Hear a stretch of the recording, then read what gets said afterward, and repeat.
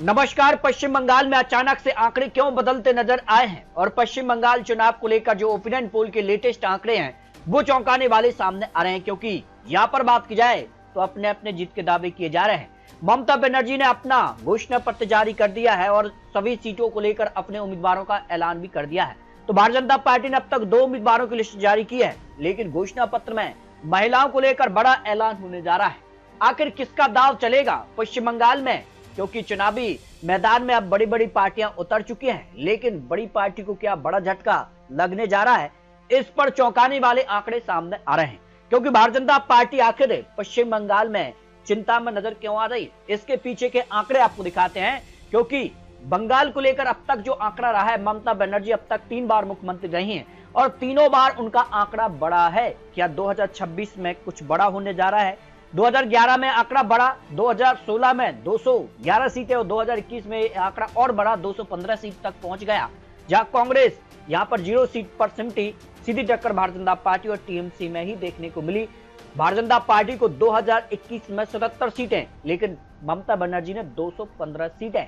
लेकिन इस बार क्या कुछ आंकड़ा है? आर पार की लड़ाई में कौन आगे और कौन पीछे नजर आ रहा है, इस पर ओपिनियन पोल के आंकड़े चौंकाने वाले सामने आ चुके हैं। तो शुरुआत करते हैं कोलकाता की 11 सीटों को लेकर जो लेटेस्ट ओपिनियन पोल के आंकड़े हैं। यहां भारतीय जनता पार्टी को 5 सीटें मिल सकते हैं, वही टीएमसी को भी 5 सीटें और कांग्रेस पार्टी 1 सीट और अन्य पार्टी को 0 सीट की संभावना ओपिनियन पोल में नजर आ रही है। हावड़ा की 16 सीटों का opinion poll, Bharatiya Janata party यहां 9 सीटों पर आगे है, टीएमसी 6 सीटों पर आगे है, तो कांग्रेस 1 सीट पर दावा करती नजर आ रही है और अन्य को 0 सीट की संभावना ओपिनियन पोल में दिखाई दे रही है। उत्तर 24 परगना की 33 सीटें भी निर्णायक मानी जा रही हैं और यहां भारतीय जनता पार्टी को केवल 9 सीट पर ही जीत की संभावना है। वहीं टीएमसी 19 सीटों पर आगे हो सकती है, कांग्रेस 3 सीटें और अन्य के खाते में 0 सीट जा सकती है। यानी उत्तर 24 परगना में सीधे तौर पर टीएमसी का पलड़ा भारी नजर आया है, जबकि दक्षिण 24 परगना की 31 सीटों में भारतीय जनता पार्टी 12 सीटें, तो टीएमसी को 15 सीटें, कांग्रेस को 2 और अन्य के खाते में 0 सीट की संभावना नजर आई है। अब तक बात की जाए तो यहां पर 91 सीटों पर भारतीय जनता पार्टी को 35 सीटें, टीएमसी को 45 सीटें, कांग्रेस को 7 और अन्य के खाते में 4 सीट की संभावना ओपिनियन पोल में नजर आ रही है। जबकि बात किया बीरभूम की 11 सीटों में भारतीय जनता पार्टी को 7 सीटें और टीएमसी 4 सीट पर यहां पर आमने सामने की टक्कर देखने को मिल सकती है। कांग्रेस और अन्य के खाते में यहां 0 सीट जा सकती है।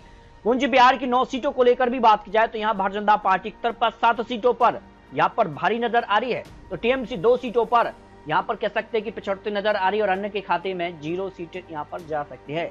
अलीपुरद्वार की 5 सीटों का भी लेटेस्ट ओपिनियन पोल सामने आ चुका है। यहां भारतीय जनता पार्टी का 4 सीटों पर पलड़ा भारी नजर आया है, वही टीएमसी 1 सीट पर यहां पर आगे है और अन्य के खाते में 0 सीट की संभावना नजर आ रही है।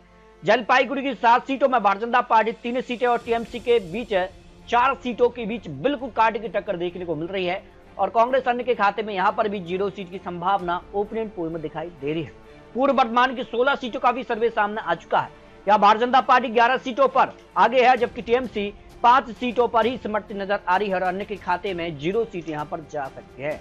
यहां पर बात की पश्चिम वर्तमान की 9 सीटों में भारतीय जनता पार्टी को 7 सीटें, तो टीएमसी को केवल 2 सीट पर ही जीत की संभावना हो सकती है। बांकुरा की 12 सीटों को लेकर भी लेटेस्ट ओपिनियन पोल ताजा सर्वे के आंकड़े सामने आ चुके हैं। यहां भारतीय जनता पार्टी का 7 सीटों पर पलड़ा भारी है, जबकि टीएमसी 4 सीट और कांग्रेस को 1 सीट पर जीत की संभावना यहां पर ओपिनियन पोल में नजर आ रही है।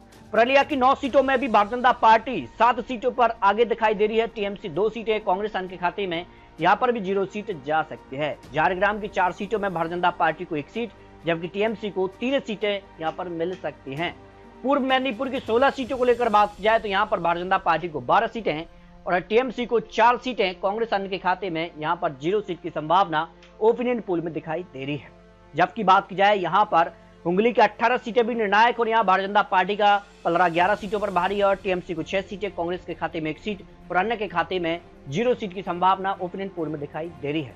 मुर्शिदाबाद की 22 सीटें भी निर्णायक मानी जा रही हैं और यहां भारतीय जनता पार्टी 7 सीटों पर भारी है और टीएमसी 11 सीटों पर आगे दिखाई दे रही है। कांग्रेस खाते में 2 सीटें यहां पर जाने की संभावना ओपिनियन पोल में दिखाई दे रही है। नादिया जिले की 17 सीटों की बात किया तो यहां भारतीय जनता पार्टी 12 सीटों पर आगे है और टीएमसी 5 सीटों पर सिमटती नजर आ रही है और अन्य के खाते में 0 सीट यहां पर जा सकती है। नालंदा की 12 सीटों में टीएमसी को 3 सीटें और भारतीय जनता पार्टी 9 सीटों पर आगे नजर आ रही है। कांग्रेस अन्य के खाते में यहां पर भी 0 सीट मिल सकती है। दार्जिलिंग की 5 सीटों में भारतीय जनता पार्टी को 3 सीटें तो टीएमसी को 2 सीटें हैं। कांग्रेस अन्य के खाते में यहां पर भी 0 सीट की संभावना ओपिनियन पोल में दिखाई दे रही है। उत्तर दिनाजपुर की 9 सीटों में भारतीय जनता पार्टी को 7 सीटें, टीएमसी को 2 सीटें और कांग्रेस अन्य के खाते में 0 सीट की संभावना हो सकती है। जबकि दक्षिण दिनाजपुर की 6 में से 3 सीटों पर भारतीय जनता पार्टी और 3 सीटों पर ही टीएमसी की जीत की संभावना यहां पर दिखाई दे रही है। इस तरह से पश्चिम बंगाल को लेकर 294 सीटों के जो आंकड़े सामने आ रहे हैं, इसमें भारतीय जनता पार्टी को करीब 140 से लेकर 160 सीटों के आसपास सीटें मिलने की संभावना है, जबकि टीएमसी को 115 से लेकर 140 सीटों के आसपास और कांग्रेस के खाते में 12 सीटें और अन्य के खाते में 6 सीटें यहां पर जा सकती हैं। बहुमत का आंकड़ा 148 सीटें हैं। दोनों पार्टी उसके करीब नजर आ रही है, लेकिन भारतीय जनता पार्टी का पलड़ा अब भारी नजर आ रहा है, क्योंकि जिस कार से भारतीय जनता पार्टी की रणनीति है, जिस कार से तैयारी है और जिस कार से माना जा रहा है कि इस बार पश्चिम बंगाल को लेकर जो चुनावी हलचल देखने को मिल रही है, उस आधार पर पश्चिम बंगाल में भारतीय जनता पार्टी का पलड़ा भारी नजर आ सकता है, क्योंकि लगातार 3 यहाँ पर जो है चुनाव टीएमसी ने जीते हैं, लेकिन क्या चौथी बार वो मुख्यमंत्री बनेंगी और यहाँ पर इतिहास रचने जा रही है, ये काफी महत्वपूर्ण हो जाता है। लेकिन जिस कारण से भारतीय जनता पार्टी के बड़े बड़े नेता, शीर्ष नेता अब चुनावी मैदान में उतर गए हैं, इसका कितना फायदा यहाँ पर पश्चिम बंगाल की चुनावी जो रण है उसमें फायदा मिलेगा, ये काफी महत्वपूर्ण हो जाता है। तो पश्चिम बंगाल को लेकर आपको क्या लगता है, अगली सरकार किसकी बनने जा रही है? क्या भारतीय जनता पार्टी की सरकार बनेगी या फिर टीएमसी? क्योंकि ये तो चुनावी आंकड़े, चुनावी अनुमान है। माना जा रहा है कि इस बार कांटे की टक्कर पश्चिम बंगाल में ममता बनर्जी और भारतीय जनता पार्टी के बीच जरूर देखने को मिलेगी।